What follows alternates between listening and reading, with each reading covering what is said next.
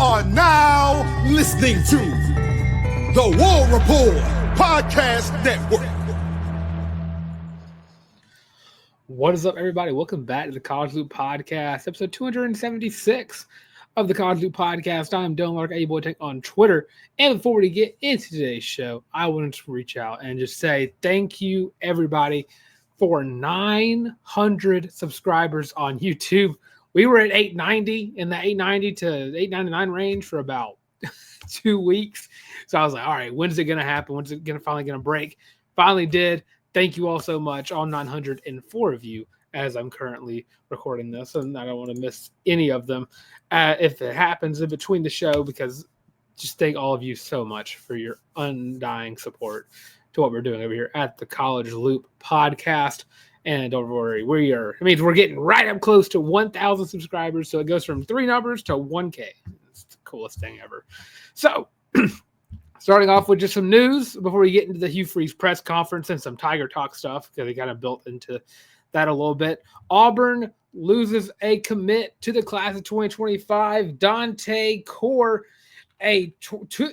words are hard today, a 3-star from the class from Fort Walton Beach, Florida. He flips his commitment from the Auburn Tigers to the Ole Miss Rebels. Now, this did not affect Auburn's ranking. They're still top 5 in the country. And I've heard some stuff like looking around that Auburn is trying to eye a lot of higher caliber defensive back targets. And hopefully as the season keeps going along, signing day, I mean, we're under a month till signing day. I want to say December 4th is signing day, if I'm not mistaken. That's 3 weeks away from Wednesday. It's right around the corner.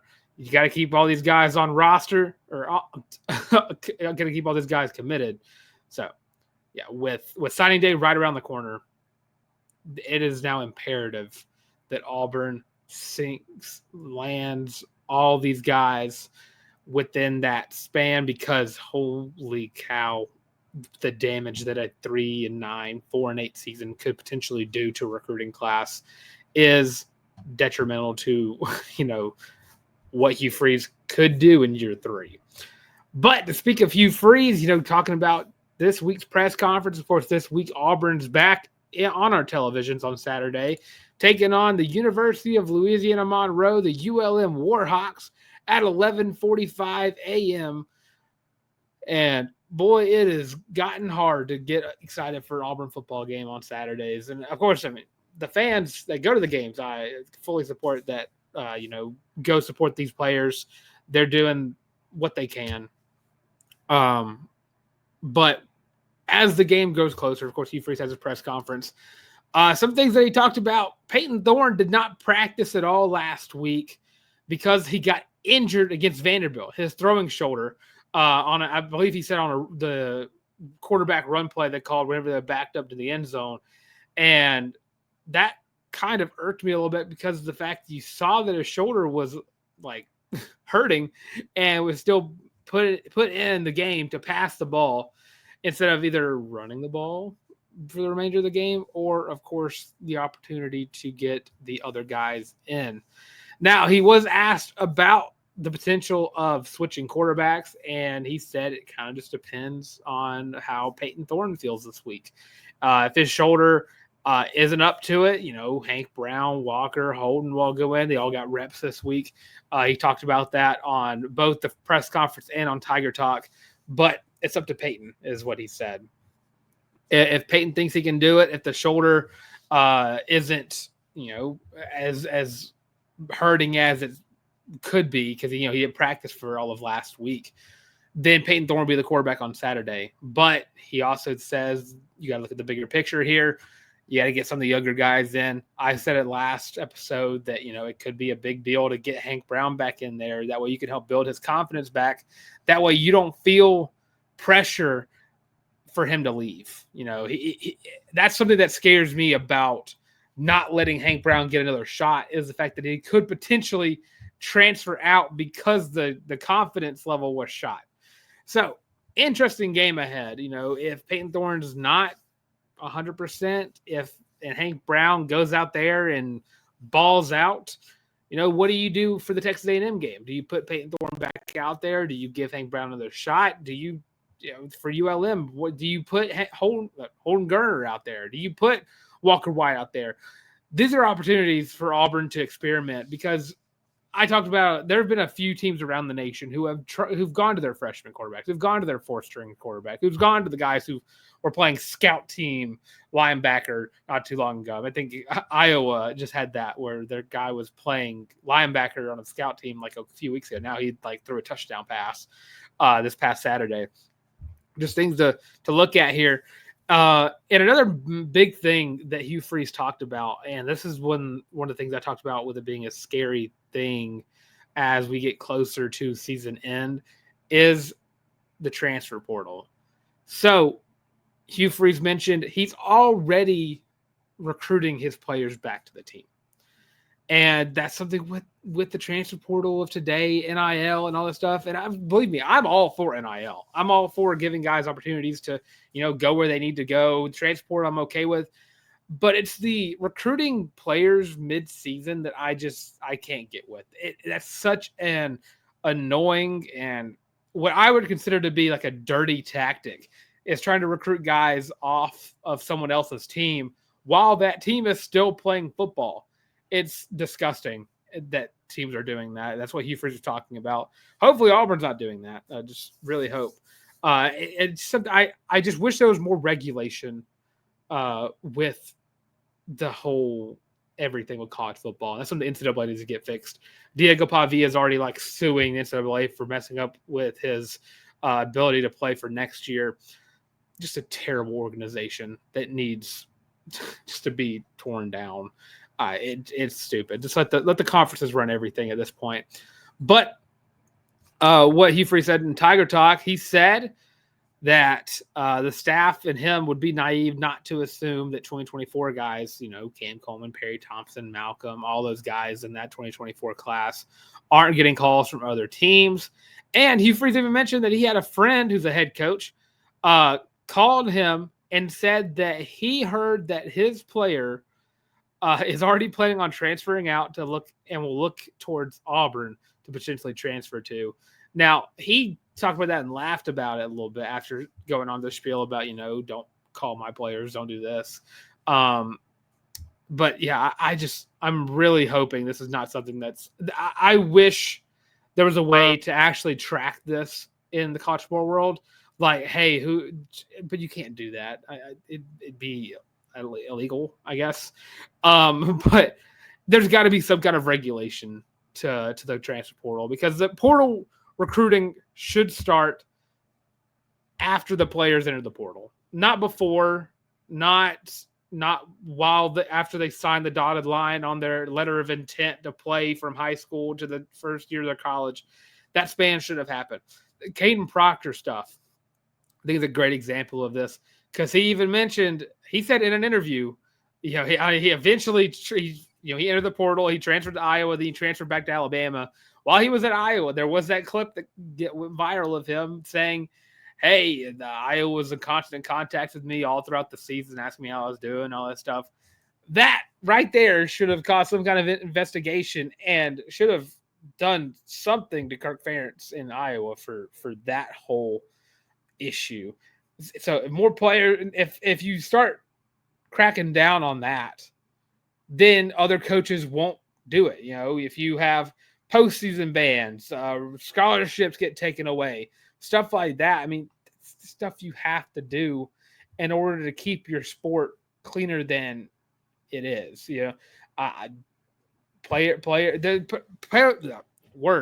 High school players have been getting paid under the table for years before NIL. It got, whenever players got caught doing it, they got taken out of the postseason. They got scholarships taken away. But I've not really seen any players or coaches get in trouble for the recruiting players mid-season while they are currently on scholarship at some other college. It's really stupid. That's what the sport has come to. This beautiful sport that's getting affected by the rules put in place by the NCAA. Absolutely stupid and needs to be fixed. So that's pretty much all the stuff he really talked about. I mean, he talked about ULM, and ULM likes to run the ball. Their defense kind of is good against the pass, but kind of struggled against the run over the past few weeks. And a good question that Hugh Freeze got asked is, what does a good day for Auburn look like? And that's a question I want to ask. I want to ask y'all, as well as answer for myself for this episode. The 900 subscriber special, if you will. So, what does a good day for Auburn versus ULM look like? Well, I'm gonna kind of steal Hugh Freeze's answer here for one of mine. You find momentum on the offensive side of the ball. That's something that you've been struggling with all year long, is finding momentum on the offensive side of the ball. The defense has been great. The freshmen on defense have been great. All the players on the defense have been great. As a unit, that is the best part of this team, and that's not really a shocker. You got to find momentum. You really have to, because, something that's going to get talked about a lot and has been all throughout the season.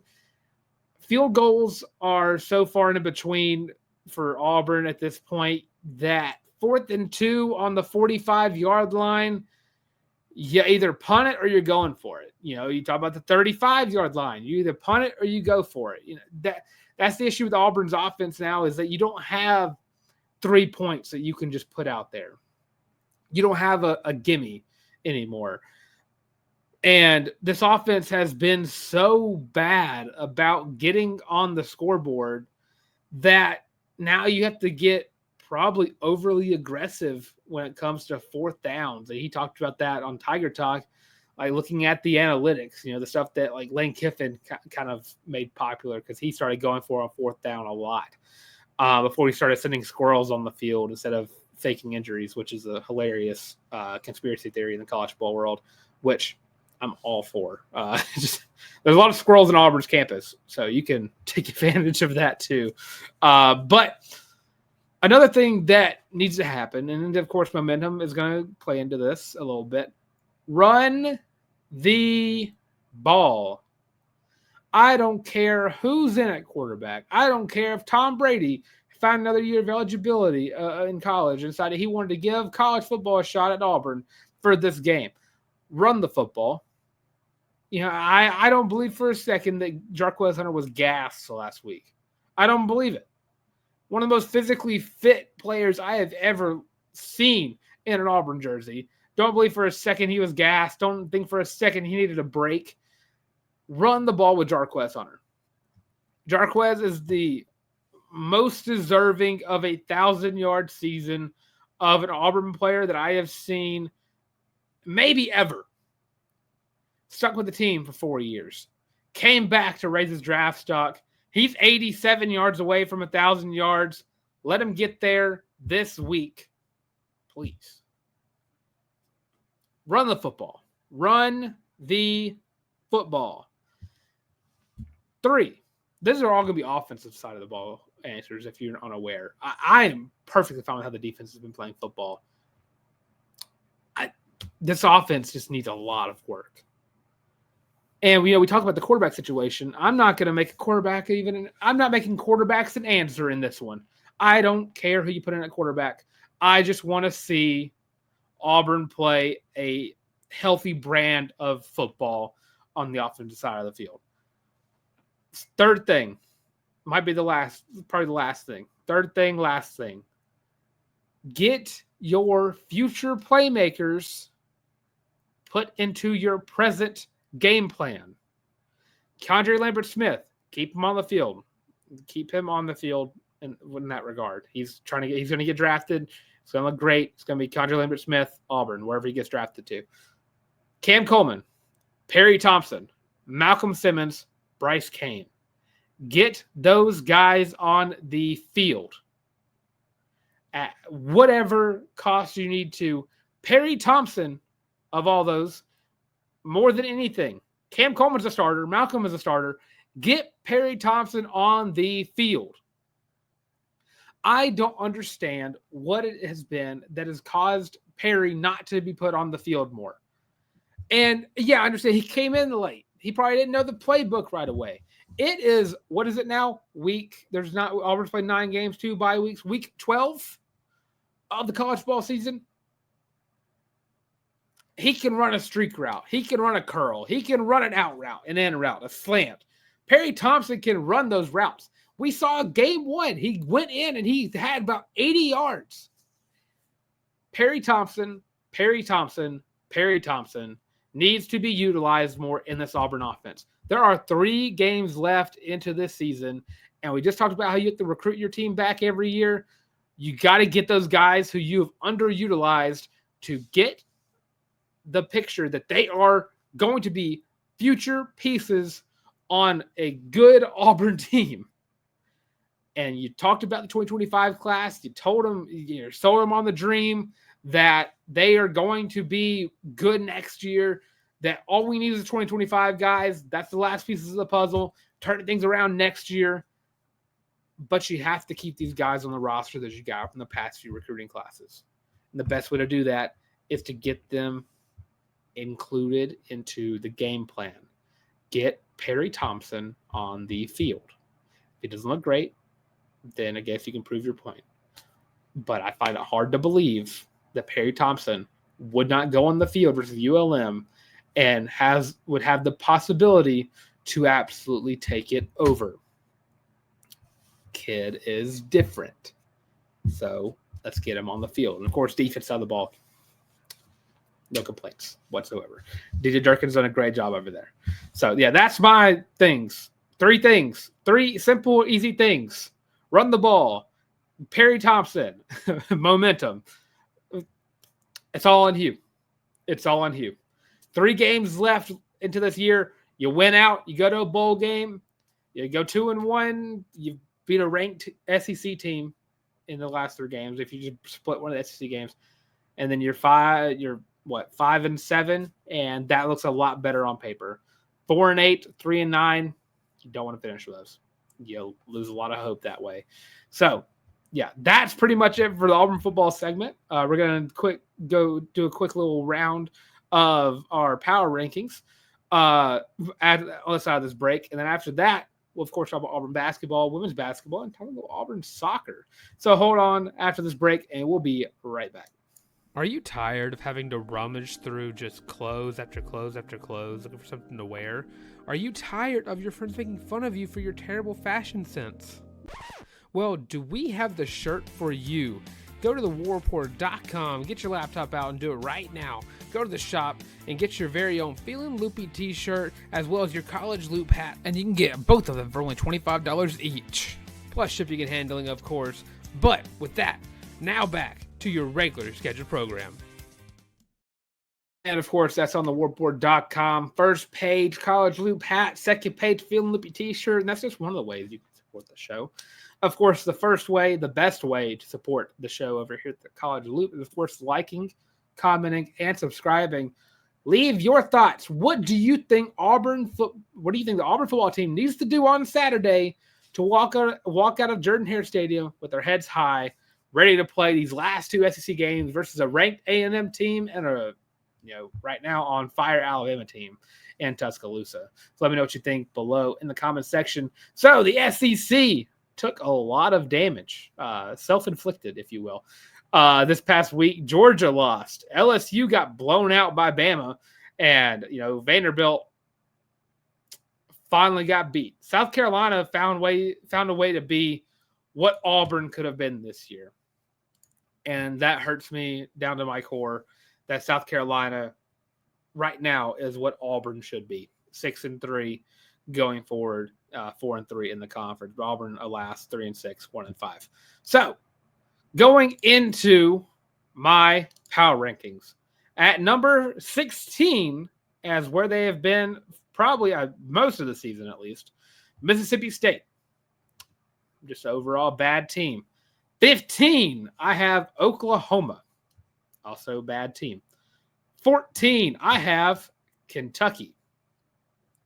And Oklahoma does have a better record than Kentucky and Auburn does. And Auburn lost to Oklahoma, but Oklahoma's gone way downhill ever since they luckily beat Auburn. But after Kentucky, number 13, I have the Auburn Tigers. Could be lower. Can't be higher.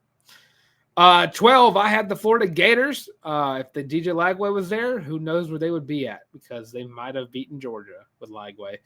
Number 11, I have Missouri, a team still in the SEC championship hunt, but just haven't looked great. ever since Brady Cook's injury. Drew Pine not going to get you the SEC championship. 10, I have Arkansas. This will be an interesting game later on the battle line rivalry, if you will, the rivalry week. Arkansas and Missouri when they play each other. Number 9, Vanderbilt fell out of the top 6 for the first time in a few weeks. 8, Texas A&M. 7, South Carolina. 6, I have the LSU Tigers, where they took a massive drop after getting whooped at home by Alabama. 5, the lowest this team has been all year, probably ever in history of me doing power rankings for the SEC. Number 5, I had the Georgia Bulldogs. Got whooped by Lane Kiffin. That earned you a drop. 4, Ole Miss. Jumped up a little bit, playing a little sloppy early, but came back. Somehow beat Georgia. Did not think they had it in them. 3, Tennessee. Getting ready to play Georgia next week. 2, I have Alabama. Number 1, still rocking with the Texas Longhorns at number 1. So that's SEC power rankings. Moving forward. Now, going back to the world of Auburn athletics, just to put this out there before we get into basketball, Auburn soccer is hosting an NCAA tournament game this Friday at 6 o'clock p.m. CST, taking on the Florida International Panthers. So go check that out. It'll be on ESPN Plus, and I believe it'll also be broadcasted on Weagle 91.1 FM. So go check that out. I have it. I can't lie. I have been supporting Auburn soccer from afar. I don't really enjoy watching soccer, but I do appreciate the fact that this team is really good. It's the same thing with equestrian. I love that Auburn is great at equestrian. I just personally I don't watch it. That's bad on my part. But my girlfriend does want to go to an equestrian match one day, so maybe I will have to go watch an equestrian match. But yeah, Auburn soccer, just a couple rounds away. Let's see. I don't know how many rounds it is. I've never actually watched the soccer tournament before. But there's hosting this one, and then second and third rounds will be next week.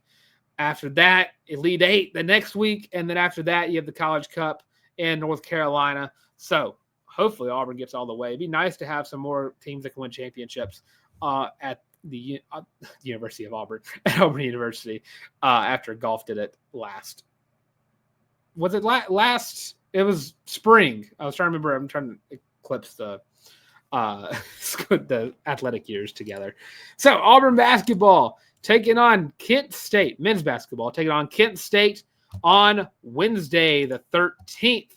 Number 5 team in the country, Auburn is, after taking on Houston last Friday. Kent State, looking at their stats, they play about 8 guys in total. Not a lot of points scored for them, and they've not really played the best competition in the world, taking on Louisiana Lafayette, beating them 70-66, and then beating Miami Hamilton 98-53 last Friday. So Auburn, first real test for them, and a pretty big test at that. I think Auburn's going to win this game pretty handedly. They've been doing that regardless. This is just not a team that's going to really test Auburn, in my opinion, unless they just absolutely go off. But Auburn's got a couple of games like that going forward before they take on Iowa State in the Maui Invitational in a couple of weeks, 2 weeks, upon me recording this episode of the College Loop, where they'll travel to beautiful Hawaii. And hopefully they can get that. And then, of course, after that, you got Duke for the ACC Challenge. So, yeah, I think Auburn's going to win big versus Kent State. And in women's basketball, we'll talk more about them on the Thursday edition of the College Loop, because they take on Little Rock on Thursday. So we'll be previewing that. And, of course, we'll talk about that on the Sunday edition of the College Loop. So stay tuned for that. But that does it for this time of the College Loop podcast. I'm, of course, Dylan Larck, on Twitter, and at Dylan Larck on Instagram, at DYLENLARCK. Visual aids right there for the Instagram and the Twitter account. Visual aid right up there for the College Loop, where you should follow us right here on YouTube. And now we're at 900. I can start telling you we're so close to 1,000 subscribers. And don't forget to check us out on social media, on TikTok, Facebook, Instagram, Twitter, all of those. Trying to get more active on TikTok.